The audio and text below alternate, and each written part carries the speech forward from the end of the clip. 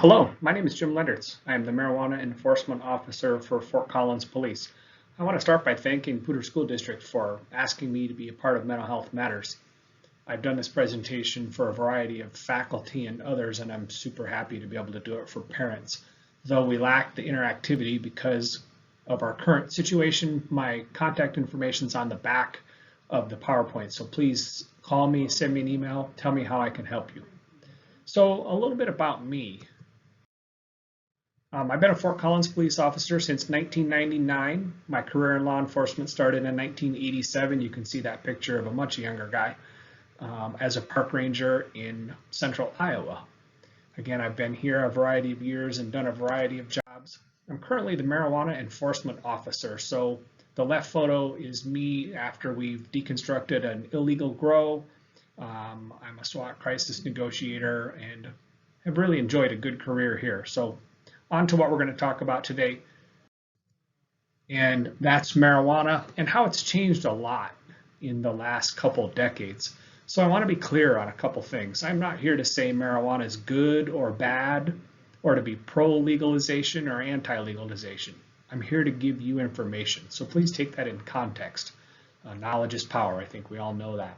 So old school marijuana, this is Cheech and Chong from the late 70s, early 80s, if you can remember that. And we are simply not that today. It is vastly different than old school marijuana in so many ways, and that's really the focus of our presentation today. But before we go too far on that, I just want to give you a little bit of marijuana cultivation lesson because it's going to apply to the rest of what we talk about today. So a little bit about the marijuana plant cycle. So marijuana plants are either male or female, and growers specifically want female because that's who produces a flower. The flowering part of the plant is what has the greatest THC part. So that being said, it's not very common to plant from seed. Instead, growers take a clone or a cutting from a mother plant, and then they place it in a soil medium, a grow medium, and that's simply what the plant's cultivated in. So if you see in this photo, this is soil. And you see small cuttings in the red solo cups, and then as they get bigger, they're going to put into a larger pot where they will be in what's called the vegetative state. That is the state from clone until it's ready to flower. So think about how we got here. Marijuana was illegal for so many years, and we'll talk about the federal perspective in a little bit. So it had to be hidden. So it was grown indoors with high power lights that simulate the sun. So that's the point of the vegetative state. People can actually grow marijuana faster indoors by controlling all of the inputs than is possible to grow it outside. This is the flowering marijuana phase, whereas the light cycle on and off in the vegetative stage is 18 hours of light, 6 hours of dark in an effort to stimulate summer. This is a flowering stage, so think about the plant hits fall, and its biological clock, if you will, says, hey, I need to flower. So the light is scaled back to 12 hours on, 12 hours off. And then you can see the flowering portion of the plant in both of those photos. And again, that's where the highest concentration of THC is. So previously, one would have called that the bud of the plant. Today's industry calls it the flower. So if you go to the store and buy flower, that's what you're purchasing. This is another photo in a black market grow. This is a very good hydroponic system. So rock wool cubes are used to start the root base, and then these pebbles, which are lava rock actually, are simply to provide structure for the soil and for the roots to grab a hold of. And then you can see the black tubes coming into the bottom. That's a recapture system to recapture the nutrients. Nutrients would be water and fertilizer. This is another view. These are coconut husks. This is another indoor grow. No nutritional value to the coconut husk, unlike soil, but all the nutrients are pumped in through these blue tubes. So a very sophisticated, timed managing the input into each one of these plants. And then you see the PVC and netting system is actually a trellis to support the plant's as they grow larger. Think about how we might support a tomato plant with a tomato cage. Same idea. Another term is trim.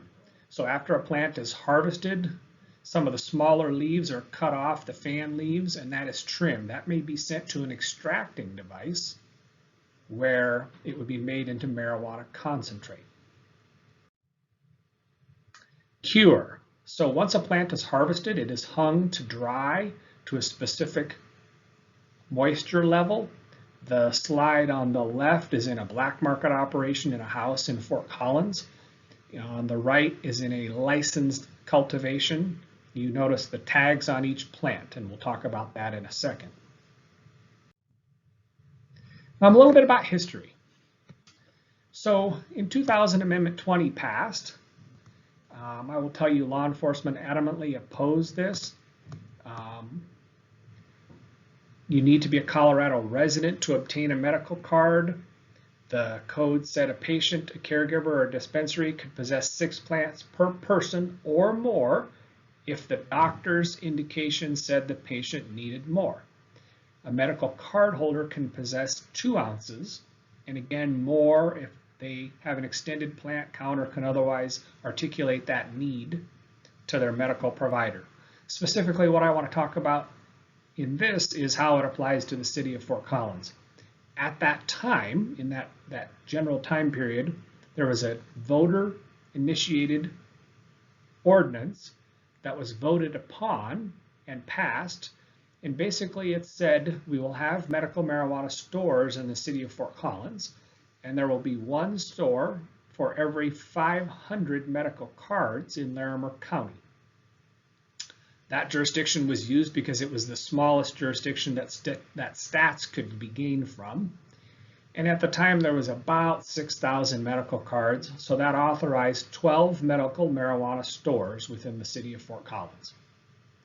Another thing I wanted to note on here, a minor can possess a medical card with a parent's signature, but that doesn't mean they can possess marijuana. The parent has to possess the marijuana and dispense it to the child. And we'll talk a little bit about that as we progress as well. In 2012, Amendment 64 passed. That was the recreational or retail or adult use amendment. It said that you need proof of age for everybody every time. So specifically think about if a person goes to a grocery store and picks up an alcoholic beverage, beer or something of that nature at the store, right? Most of the stores check ID to age 40 or something like that. And it would be at their discretion to check ID or not. That's not how it works in the marijuana industry. Everyone shows ID every time. A resident in Colorado can possess 6 plants, and they can store or harvest their harvest on the same property. A non-resident at the time could only purchase 1/4 of an ounce, and we have since made that consistent. Everybody can purchase 1 ounce of marijuana flower, or there's an equivalent of concentrate or edible per day. And again, a minor, a person under 21, cannot possess marijuana. There was a belief at the time that the black market would disappear because we had legal marijuana, but I would explain to you I work both compliance in the licensed industry, and I work black market investigations in homes and other places in our city. And I would tell you most of the cannabis grown in basements or in black market operations is exported. So most people in Colorado that choose to use a marijuana product would like to go to a store. They want to go to someplace comfortable where they can pay with cash or with a credit card, with video and customer service. They're not comfortable buying from a person on a corner, so to speak. So understand, the black market marijuana that is grown in Colorado is largely exported and sent to states that don't have legal sources of marijuana. Where do we care about that in the city of Fort Collins? Well, when Amendment 64 passed, the city council at the time said they would have retail marijuana stores in our city. And in order to have one, you had to have a medical store first, and it needed to be co-located in the same place. In other words, we currently have 11 medical retail marijuana stores in the city. That was good policy because we limited the number of stores, and we know that after retail passed, the number of medical cards continues to go down. So we are actually over capacity right now, and we will not have additional stores in our city. A little bit about licensed and unlicensed. So on the left side, you see the top, it's a little bit hard to see in yellow, then that talks about people growing in home grows in their basements and other locations that they can have 6 plants. We've worked really hard to modify and adapt that in the last couple years to really protect our neighborhoods. For example, the city of Fort Collins has had an ordinance for a number of years that said no matter what your growing situation is, medical or retail or multiple people, you may not have more than 12 plants in a residence. That served us pretty well. We're not opposed to people growing small amounts of marijuana, but we don't want it to impact the quality of life in the neighborhood. We don't want there to be odor problems and traffic problems and that sort of thing. Several years ago, that became state law. The criminal segment at the bottom, we talked about that product being grown in the state of Colorado and then largely being exported. Some of it stays local, but my experience has been it for the most part is being exported to other places. And then on the right side, you see commercial licensed regulated marijuana. It's governed by the Colorado Department of Revenue, the Marijuana Enforcement Division, and then we are a dual licensing state. So in order to have marijuana stores or cultivations in your city, you have to opt in. The law automatically said that you would not be obligated to, and you would not have licenses in your governmental jurisdiction unless you opted in. And again, the city of Fort Collins did opt in, and that created my job as marijuana enforcement officer. So I work closely with my state partners. I would tell you that they're highly qualified agents, but their jurisdiction is very large. For example, our Longmont office, their jurisdiction runs from Longmont to Wyoming, from Idaho Springs to Kansas, versus myself who is in the city of Fort Collins. So we work well together. I describe them as better at 30,000 feet at managing the big picture, and I'm the local person. I have a greater knowledge of what exactly is going on in our community. A little bit about the trend in the United States. Certainly more and more states every year are allowing marijuana, at least medical marijuana, if not retail marijuana. I'm recording this today, the 4th of April, and we know there's legislation in the House of Representatives right now to make marijuana federally legal. That's happened several times and it's not made it through the Senate. So again, we will see what happens and how that goes. But I think it's safe to say every legislative session, every vote, more states have one form or another of regulated marijuana. And whereas my slide says legal marijuana, my preference is to say regulated marijuana because it is truly one of the most regulated substances there is.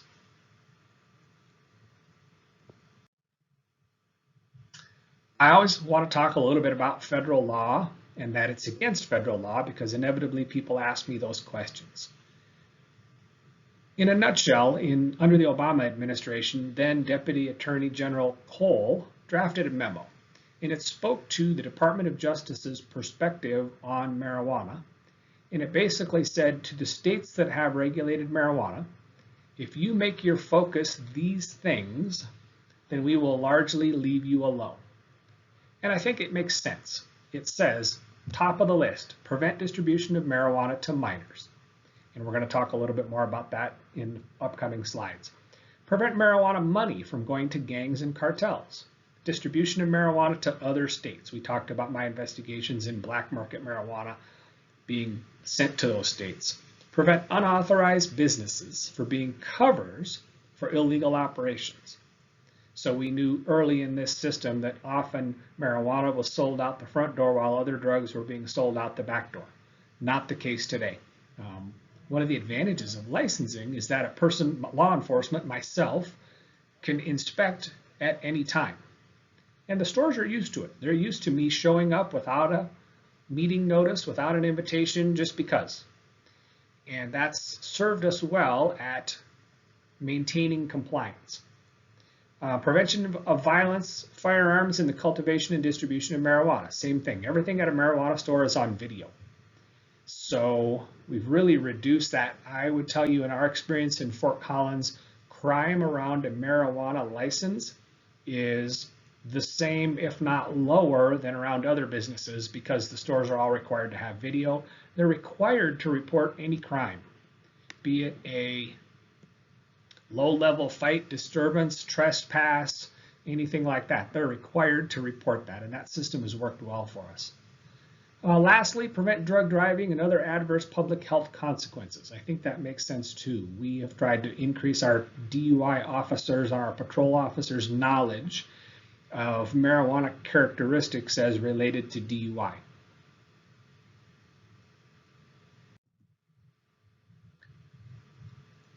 Who do we think uses marijuana in Fort Collins, Colorado? I asked this question in the presence of an audience, and I work really hard to prompt some discussion, and it is always interesting to hear what people have to say. But I must tell you, it's really a broad user group, no specific demographic, if not middle-aged people with disposable income. To buy a cannabis product at a marijuana store is not cheap. So a pretty broad demographic, but a misconception when I ask this when I teach in other states, and I've taught in Wyoming and Nebraska and some other states, sometimes the perception is that everybody in Colorado smokes marijuana, and that is simply not true. Some of the latest data speaks to 19 to 26% of Colorado adults use marijuana products. And I think if we were to poll alcohol, and I'm sure it's been done somewhere, that statistic is much higher.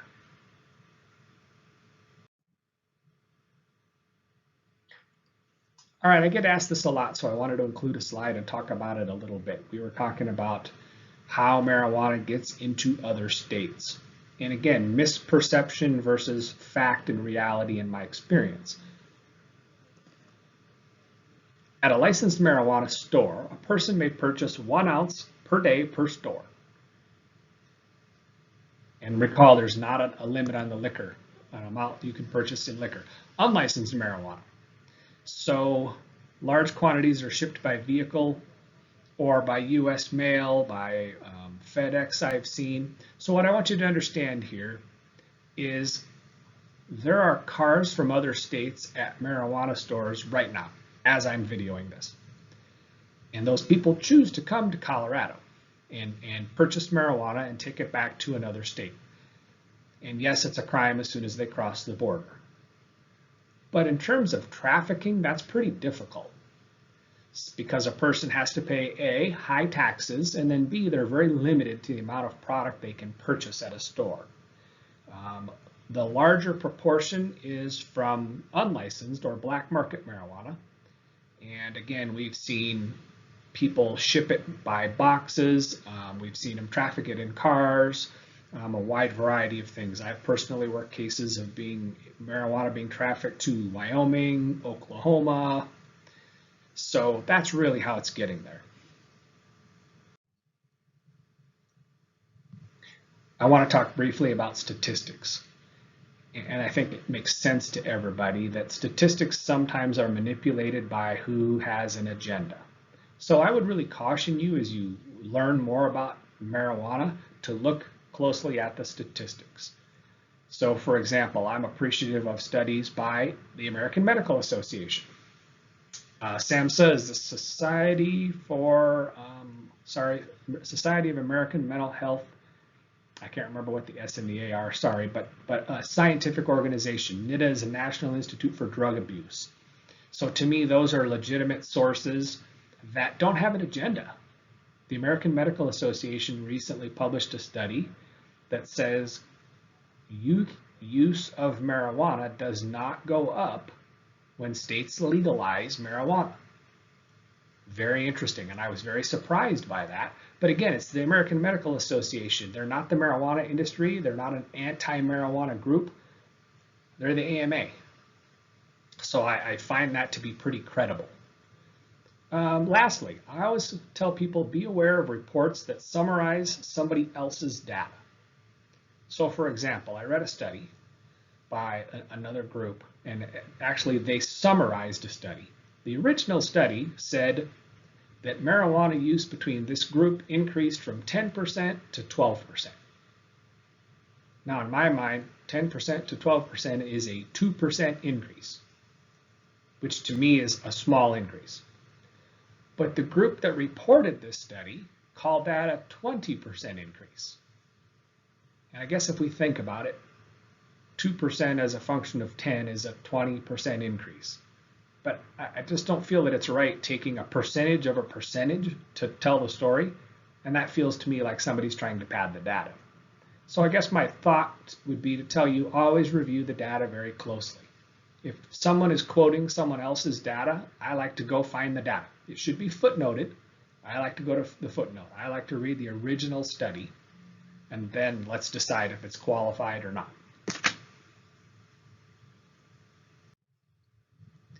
I like to talk about social equity a little bit because this is important. The data tells us that people of color are more likely to be charged with marijuana crimes. That's wrong. Law enforcement's aware of this, at least Fort Collins Police is, and I think we actively try hard to figure out why that is. I would tell you the statistic in Colorado is a person of color is twice as likely to be charged with a marijuana crime, and in Wyoming it's 5 times as likely to be charged with a marijuana crime, and that's simply wrong. I can't explain why that is, but I think it's important for us to acknowledge it and to be figuring out how we can do that differently. Okay, let's talk a little bit about marijuana stores and fake IDs and how people work that. My agency works very hard to partner with the industry to train them to detect fake IDs. And maybe you don't understand the fake ID thing. I'd like you to go to some websites. idgod.com is one. So there are, or Google fake ID. There are websites where you send a picture, a credit card number, Bitcoin, Cash App, some other payment method, and they make a fake ID for you. And I'm going to tell you these are offshore companies that are really good and really hard for law enforcement to shut down. So it's pretty easy for a person to obtain a fake ID, and the technology means that ID quality is increasingly getting better. So one of the ways to combat that is to partner with the stores and teach them. We teach fake ID classes. We bring a pile of fake IDs. We talk about the characteristics of a valid ID, what makes a fake ID, and then we let people spend time and handle fake IDs repeatedly so they can use all the things we teach them. Most of the stores in Fort Collins use some version of a fake ID detection software. So I'm going to tell you that the fake ID companies have cracked the code for the barcode on the back of a fake ID. So a traditional easy barcode reader that maybe one sees at a movie theater that's not connected to the internet will scan a fake ID and it'll say John Doe is 23 years old and pass when it is an absolute fake ID. The marijuana industry uses a software package, there are a bunch of different ones, that scans that, takes that name and date of birth and whatever state that ID is from, and it compares it to that state's database. And either comes back valid or not valid or maybe expired. So between teaching people to look, touch, examine that fake ID, compare it to the person in front of them to be sure that it's not Big Brother's ID or somebody else's ID, and then use an online software system to confirm that, has done very well. Between my liquor enforcement officer counterpart and we receive 700 fake IDs a year from marijuana and liquor stores. And those stores are required by municipal code to turn them in, mail them to us, and then we will follow up and try to find the person, and then they get a summons, and we try to hold them accountable to a proportionate level. So back to how it goes at a marijuana store. And we talked earlier about you might be at a grocery store with your child buying groceries and you purchase alcohol along with your groceries, and that's okay. In the marijuana industry, a minor may not come in at all. may not come into the restricted access area at all. And the practice is that everybody shows ID every time. Doesn't matter if you've been to that store 1 time or 100 times. Everybody shows ID every time. At the time of sale, the person shows their ID a second time. So the scenario is, in most stores, there's a specific ID check station that one goes to as soon as they come in the store. And then they're brought back to a bud tender, a specific person who shows them marijuana products and conducts the sale. And that second person checks their ID a second time to confirm validity. I'm going to tell you that 6 years when I took this job, we did these operations, a compliance check, where we send in a minor, 18, 19, 20 years old, with a valid vertical Colorado driver's license. And at that time, 30% of the stores sold to the minor. That was a big no-no. That cost a lot of money in fines. And we spent a lot of time first training. And really through that process, we got buy-in from the stores. They know how important it is to not sell to minors. And they actually really care. I'd like to think so at this point. I'm happy to tell you in the last 2 years, no store has failed. They will run my kid out and almost chase them out of the store. And to me, that's a good thing. So we partner really well, and it is very unlikely for a minor to purchase a marijuana product. Now, does that mean somebody else can purchase for them? Big brother, somebody that's 21? Yes, I'm afraid that happens daily. And I think there are things we try hard to do to combat that. But at the end of the day, the stores are knowledgeable and not selling to minors.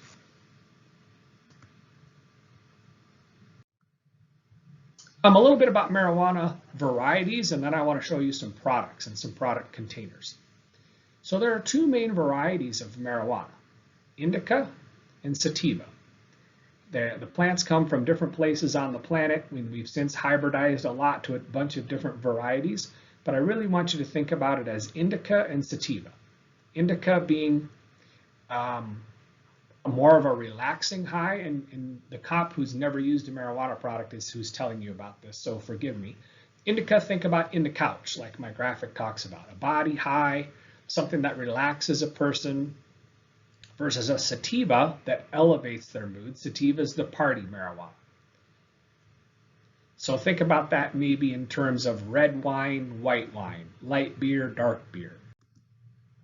So there are a lot of strains, just like we talked about. Think red wine or white wine, Merlot, Malbec, think of the different varieties, and you see some of the names here, and then you see the names of some hybrids. Okay, a little bit about container and product recognition. I want you to understand what to look for, be it in a school gym locker or your child's backpack, bedroom, whatever the case may be. So this is how we commonly see flower marijuana packaged. On the left, you see some sort of plastic wrapping paper. On the right, you see a mason jar type thing. Be very common to see a vacuum sealer in the black market industry. In the licensed industry, these are the containers on the left, small plastic jars, somewhat of a child-proof lid on top. It must leave the store in exit packaging. If the original container is not child-proof, then the exit package needs to be child-proof. And these are improvements that have been made in the marijuana industry over the years. So think about in the beginning, the marijuana industry was really not knowledgeable and unregulated about consumer product safety like many other industries. So the rules have adapted over the years to the point where they're in line with most other products now. The advantage of a license to the law enforcement officer is everything has a label. So it's happened several times every school year where a school resource officer will contact me, having found a marijuana container on a high school kid or a gym locker or a car, something of that nature. They can quickly send me a photograph of the label, and that label will contain the store license number, the date and time of purchase, and the lot number. And almost always we can track that back to the original person that purchased it to include video, name, and date of birth. Part of the advantage of licensing is that the store is required to share that information with me. But I'm going to tell you my experience in Fort Collins is the stores are offended and angry that their product ended up in the hands of a minor, and they're going to cooperate fully with me. Recently, I requested video in a scenario, and I had video, name, and date of birth of the purchaser in 43 minutes. So the stores are very cooperative in that sense. They have to be, but I think they work hard to be a partner. These are flower grinders. So think about on the right, or on both slides, I guess, a flower, a bud is purchased, and then it needs to be ground down to a consistency that can be put in a smoking device. In the case of flower, a pipe, or rolled into a joint, and I'm going to show you a pre-rolled joint in a second. So again, flower grinder. Think coffee grinder on a much smaller level. These are pipes. These are for smoking flower. Can be metal, can be glass. Frankly, the art's pretty neat, pretty amazing that happens. And again, we're not saying we approve or disapprove of marijuana. We're saying we want you to know what to look for. If you see a device like this, we want you to identify what it is. These are pre-rolled joints, or another term is a cone. So think about grandpa's rolling cigarettes in the little white papers and twisting off both ends. Well, technology's gotten a lot better today. So on the left, you see that's a pre-rolled. It's got a filter on the bottom to cool the smoke, and then it's filled with marijuana flower ground to a consistent place, and then the end is twisted off. Depending on the quality, this is an $8 to $15 pre-roll. And then on the right, you see the container. Again, notice it's got a marijuana symbol on it. We'll show you that in a little bit. And then above that person's thumb, it's got the labels. So from that label, I could go back to exactly what store, what date, what time. Sometimes it takes a little bit because the store may have sold a lot of that specific product on a given day. But again, that's the whole point to the seed to sale tracking system, is for the stores to be accountable and for law enforcement to have a hand on where did that product end up. Vaping. We could spend an entire class on vaping. So think about the difference between smoking flower, that is to say we combusted, right? We lit a product on fire and then the person inhaled the smoke. And they obtained the THC that they wanted, but in that smoke are also negative carcinogen and other things. Vaping is taking concentrated marijuana and vaporizing it. So it's not smoking it, it's taking it from a liquid or gel form, and I'm going to show you a couple pictures, into a vapor.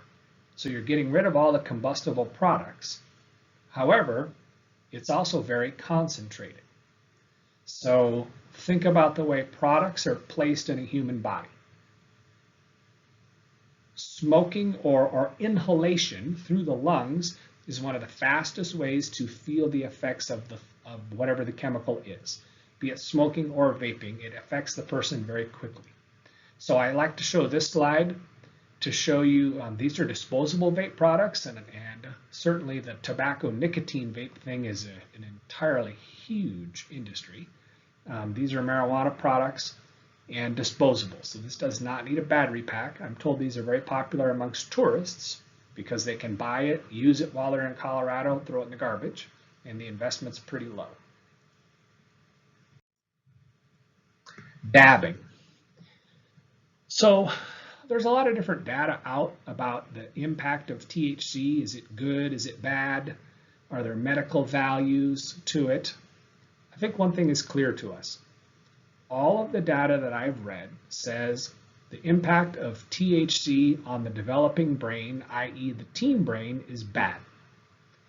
So that marijuana flower that we talked about previously, back in the Cheech and Chong days, was 3, maybe 5% THC. Through botany, marijuana flower now is 25% THC. Then if it's made into concentrate, i.e. the THC is extracted and concentrated as its name implies, the THC percentage goes up to 80, even 90% right now.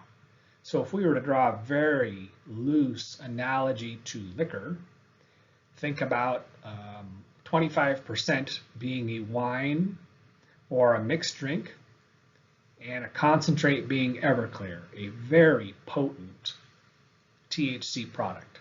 So all of the data says dabs, marijuana concentrate, high potency THC is very negative on the teen brain, is very devastating.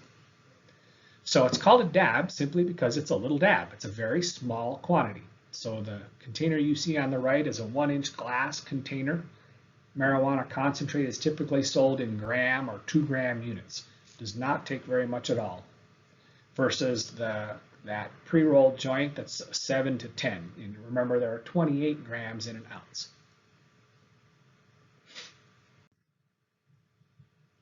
A person consumes concentrate in what's called an oil rig.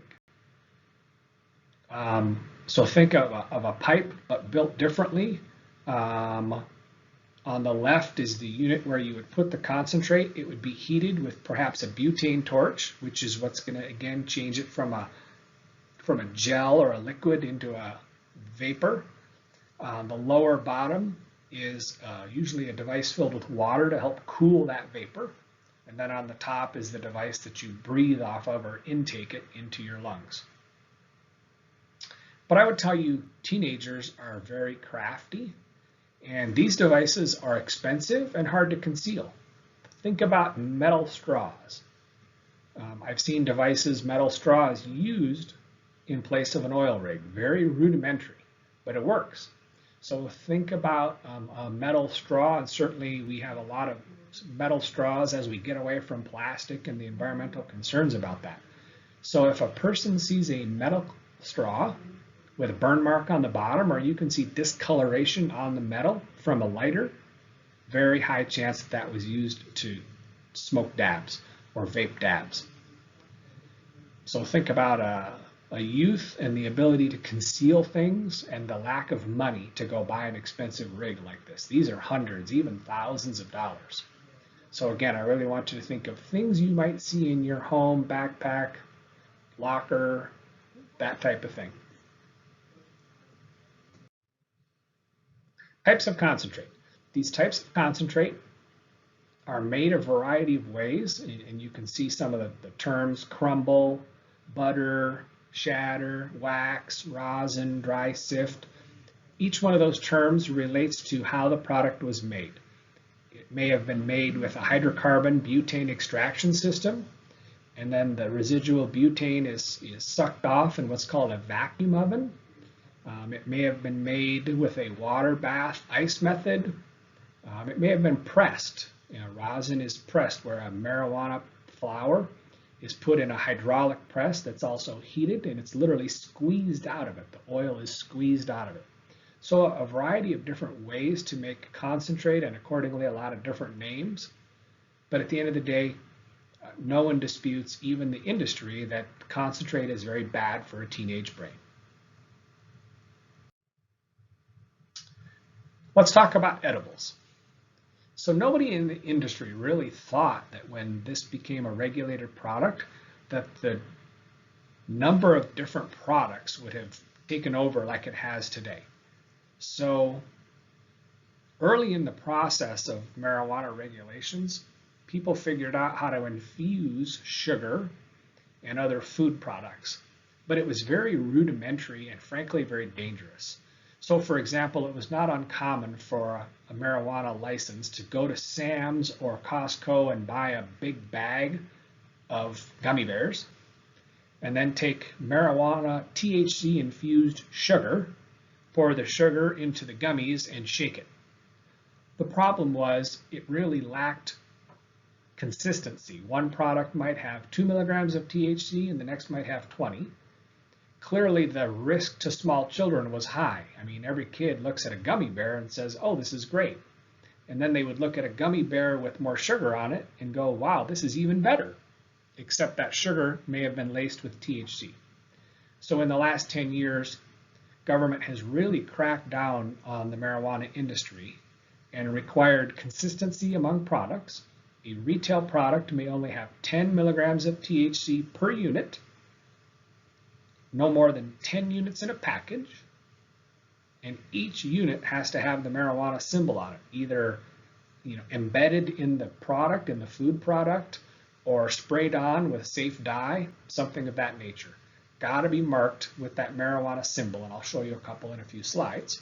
So everybody recognizes it, somewhat like the poison control symbol that we should be teaching our kids about with regard to cleaning products under the sink, so to speak. I actually go into stores, not as much anymore because I'm recognized, but early in my time as the marijuana officer, I would go in and I would present a driver's license and I would act like a consumer. And I wanted to see what the stores were telling consumers about edibles and other products. And what they should be saying is start low, go slow. They should be saying if you purchase an edible product that's 10 milligrams, cut it in half or even quarters. Try one of the pieces and put the rest away for the rest of the day and assess how you feel. And then tomorrow, decide if that was a proper dose or if you should take more. Because certainly the common experience early on in regulation was for a person to take this edible. Now remember my previous statement where I said inhalation is a very fast way to get that product into the bloodstream. Well, edibles have to go through digestion, and that takes a lot longer. The problem with that would be people would be impulsive, and they would take a product and they wouldn't feel anything.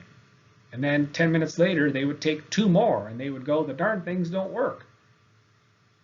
And then in an hour, all 3 of those units have started to digest and they've taken a lot more than they wanted. I've done lots of research and read lots of things, and I've not seen any studies that spoke to THC itself causing an overdose which killed somebody. But I've absolutely read a lot of studies that said a person that took 3 edibles was too high, out of control, and walked off a balcony, or had some other tragedy happen that injured or took their life. So we've really cracked down on the industry, made them have very strict rules regarding edibles, and again, we want a consistent message. If you choose to use this product, start low, go slow, until you know the impact on your body. A couple different containers that I want you to see here. Note the marijuana symbols on the bottom here, and again, the marijuana symbol will be on each one of these products. The law was also changed to say the shape of that gummy or edible cannot be in the form of an animal or a person. In other words, we don't want it to look like any of the other gummies that are on the candy rack at your local store. It's got to be different. And then it's got to have a childproof lid on the top and the same labeling as all the other products that we spoke of. This is a case of black market edibles that I worked several years ago. This person was selling them on Instagram. So if you note on some of the packages there, it speaks to how many grams of THC or milligrams of THC are in a unit. So my first question is, how did this person making them in their kitchen know exactly how much THC was in them? And then if you look, I just told you 10 milligrams was the limit in the retail industry, and there are products there that each have much more than that. I always give case examples in this scenario. I worked one several years ago where several college kids wound up in the hospital after they purchased edible products from a guy, not the licensed industry, and they bought a product that contained 100 milligrams of THC and they split it. So whereas my story about 10 milligrams per unit, they took 50 milligrams in this edible, not really knowing what else was in it either, having no idea if it was laced with any other drug or any other bad chemicals. And of course they wound up in the hospital, paranoid, thinking they were going to die because they had way too much THC in their system. So again, I'm not here to say THC is good or bad. Don't know, I've not used it myself, but I know that 50 milligrams of THC in one person's more than you should probably take. A little bit about some other products. and hopefully these illustrations help you understand the diversity that's out there. On the left is a drop, a tincture that person would put under their tongue.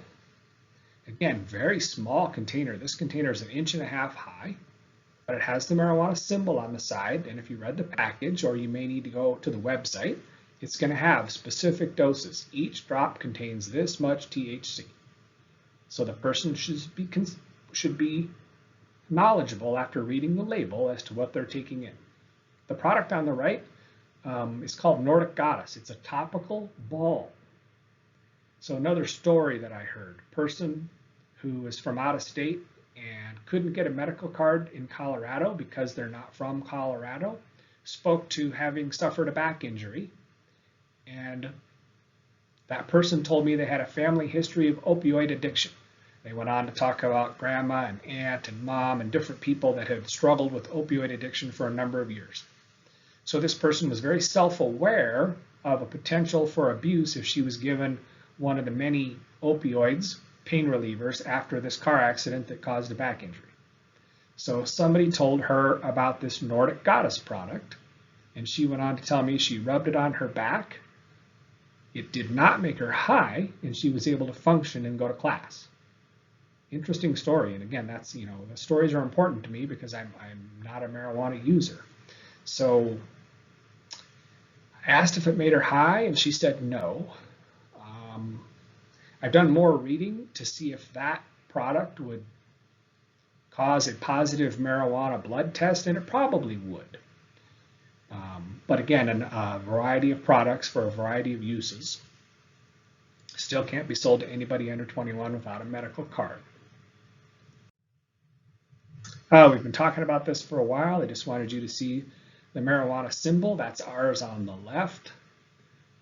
You see the Nevada, I believe the middle bottom one is California. So states that have regulated marijuana are all going to have some sort of THC symbol on products to make consumers aware. Back to being neutral, homemade cannabis products are very risky. When a person chooses to buy from a store, there are strict regulations, and you have some oversight. You have some ability to go back to the store if there's a problem, or call law enforcement if there's a problem, and we will help the person track that product. If a person chooses to buy or take an edible from somebody that they made it in their own kitchen, you really are running a risk of not knowing exactly what's in that product, both in terms of THC and in terms of other adulterants. For example, the industry standard for residual butane in a marijuana concentrate is 800 parts per million. And the extractors that are operating in Fort Collins tell me they're running around 100 parts per million of residual butane. If a person chooses to buy from a black market seller, you have no idea what's in that product because they probably don't know what's in that product. I want to talk about hemp for a minute. I'm not a hemp officer, but in the city of Fort Collins, we've had to navigate this.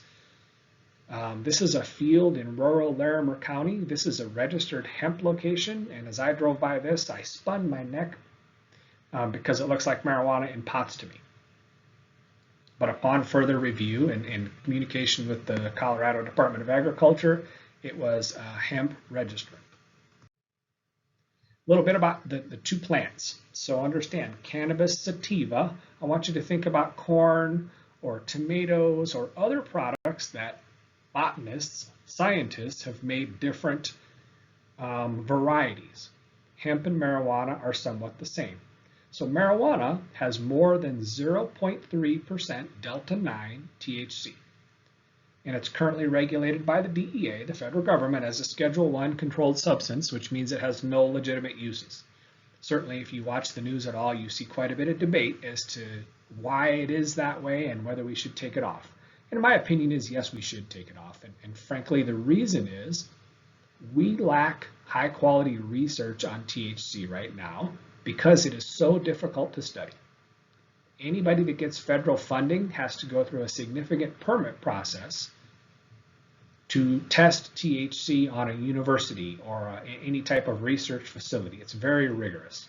So my opinion is by it coming off Schedule 1, we enable research. And I think you and I, the consumer, parents, we deserve quality research. Is THC medically valuable? And if so, how do we do it? Or maybe it's not medical value and it's like alcohol. Again, I'm not sure, but I think it's in everybody's best interest if there's further research to tell us that.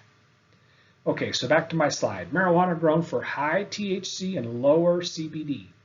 So CBD, let's talk about, and I've got a couple other slides. Cannabidiol. So there are a variety of cannabinoids in both marijuana and hemp plants, THC and CBD being just two of them.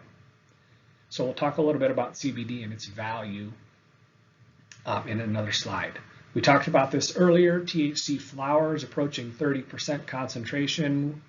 I'm sorry, it's 30% THC, while concentrates have 90%.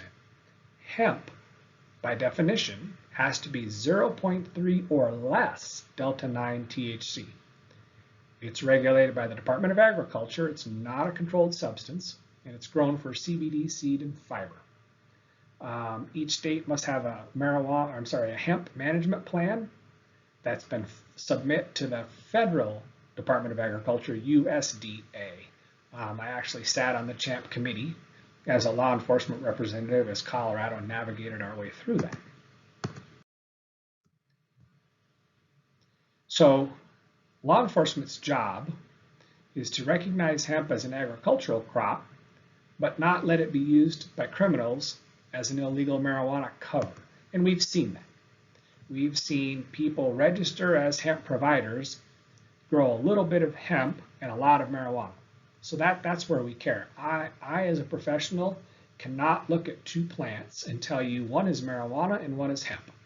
So that's the struggle. We want hemp to be an agricultural crop that it is, but we don't want black market players to come in and use that as a cover to get away with black market marijuana to other states.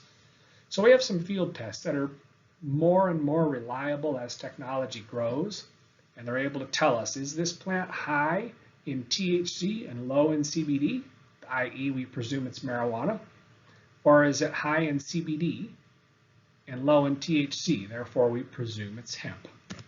So we continue to get better as we navigate that. Strangely enough, people sell hemp flower and hemp pre-rolled joints. It's strange to me because there are pill form, which is my next slide, and different ways to take CBD. So CBD is regarded as a health food product. I'm not here to say it's good or bad, but it's not hallucinogenic. That's what you as parents need to know. CBD does not make you high. There is a little bit more research going on with CBD. It might be used in the sports industry. There are some studies that say it may help people sleep and it may help with joint pain. But again, I'm a fan of research. Let's have more. But for whatever reason, some people choose to smoke that as a pre-rolled joint, as you see in my photos here, and both of those were purchased in Fort Collins. So that makes my job very complicated because, looking at that, teaching a patrol officer to look at that, I don't know if it's marijuana or hemp until I test it. So I would use some of those test kits that we talked about. This has been a bit of a struggle in the city of Fort Collins because this is being sold to minors in smoke shops, not in marijuana stores. They don't sell this. They don't have a market for it. So what we did as a city about a year ago was we drafted an ordinance. We said that smokable products may not be sold to minors. And in the course of those definitions, we talked about smoking versus vaping. So basically, obviously, tobacco products are already 21 and older, but we made hemp and anything else. And by having it broad, we know that there are other products that are going to come in the next couple of years that may meet that definition. So it was not our goal to ban those things totally, but we think that a minor should not be able to go purchase them if a minor can't purchase alcohol, marijuana, tobacco, and we were trying to be forward thinking in that. So in the city of Fort Collins, a person may not sell to or purchase a smokable product if you are under 21 years of age. We talked about this a little bit. May have some therapeutic effects.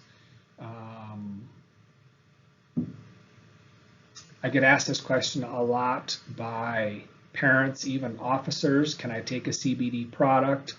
What I tell them is you get what you pay for. You can buy a CBD product at any convenience store today. I'm not sure if that's a good idea. I'm a big fan of looking at that product, going to the website, and then reading up. And I would expect a test result or a certificate of authenticity to be printed regularly. In other words, per lot, per batch. If I'm able to find it on a website and it's from 2 years ago, that's bad. If I'm able to see one from a month ago, from 2 months ago, and it's regularly updated, I think that that's good. So my response is if you're a person like me who cannot test positive for THC, but you want to try CBD as a pain reliever, and again, I'm not here to say it's a snake oil cure-all, but if you choose to try it, buy it from a reputable source. It needs to be made from hemp, and its test result needs to say delta-9 THC none detected.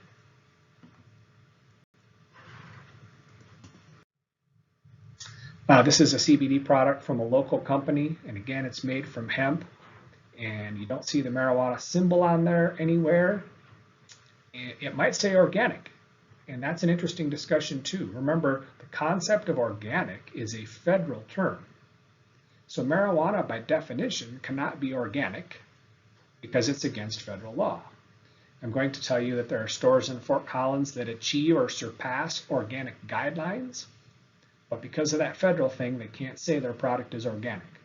Hemp, however, because it's an agricultural product and then it's extracted CBD, can be called organic because it meets federal guidelines. So no endorsement of any product here because you can buy a gazillion of them online, but this is a product and I just wanted you to see the label on it. This started last year. This is an interesting twist. So this is delta-8 THC. So remember we talked about 80 to 90 cannabinoids in both the marijuana and the hemp plant. Delta-9 THC and CBD being the two most popular. Well, there are people out there that are learning how to extract and get others, and that's muddying the water a little bit. So delta-8 THC has come out. It's been out for a year and a half or so, and we're seeing it in Fort Collins. It's of concern to me. So people that have used it tell me that if CBD produces no high, and delta-9 THC from marijuana produces a high, delta-8 is somewhere in the middle.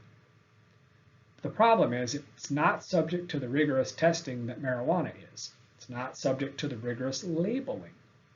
So this fits under our no smokable products to minors. And what's coming out of the state is a little bit gray. And I think as legislators see and learn more about this, they'll weigh in. Some states have said it's legal. Many states have said it's not. Colorado says it's probably not. I wanted to talk briefly about the difference between marijuana stores and the smoke shops. So there are 11 marijuana stores in the city of Fort Collins. They're strictly regulated to the point where you're not allowed to see a marijuana product from outside, to the point where I, as law enforcement, have the ability to go in that store and inspect anytime I want, and we do it as a matter of practice. There are smoke shops and tobacco retailers in this city that are not subject to those same regulations. So I deliberately put that slide on the left because that was a calendar at a smoke shop. Now, let's call that what it is. That's marketed to teenage boys. So I just want you to be aware that we are starting to look at those places. We are starting to enforce our no smokable products to minors at those places. And there are a lot more of those places than there are marijuana stores in your city. So be aware, and they are the ones who have flavored tobacco products. And I've certainly had to learn a lot about this as we've progressed. So I'm just pointing that out, that there's a difference in those places and how they're regulated. And feel free to contact me if you have more thoughts or you want to talk further about that. So I want to end by telling you how to learn more. YouTube, Leafly, and Weed Maps are the main sources I use. I watch YouTube videos daily. When I have a question about marijuana or hemp or how does this happen or how do people make that, I go to YouTube. I just drop it into YouTube and I find the videos. Because that's what people in the industry do. That's what teenagers do. So that's a valuable source of information that's good for you as a parent. Leafly and Weed Maps are two marijuana resources that are actually becoming larger companies, but they're also good websites for you to become more knowledgeable. So they have maps of where marijuana stores and product inventory at the stores. But in addition to that, they have a whole lot of education. So I learn from those frequently too. And if I want to know what's being sold at a store or how to find something or what a given term is that I don't understand, which happens daily, then I go to those websites. So, and obviously always Google is your friend too. So as a parent, feel free to use that. It's not uncommon for a school resource officer or somebody else to send me a container or ask me about this new product. And if I can't find it on one of these three sites, I'm just going to put it into Google and we'll go from there. So those are how I become educated, and they're the same places you can become educated. Well, that's my time for today. I so much appreciate you spending it with me. Hopefully I've prompted you to think a little bit. Maybe I've prompted some questions, and this is me. So the top email address is my work email as a Fort Collins police officer. The bottom is my personal email, and my LinkedIn's at the bottom. So feel free to contact me, reach out. I'm always happy to set up a time to call you to answer questions. I want you to understand that I have children.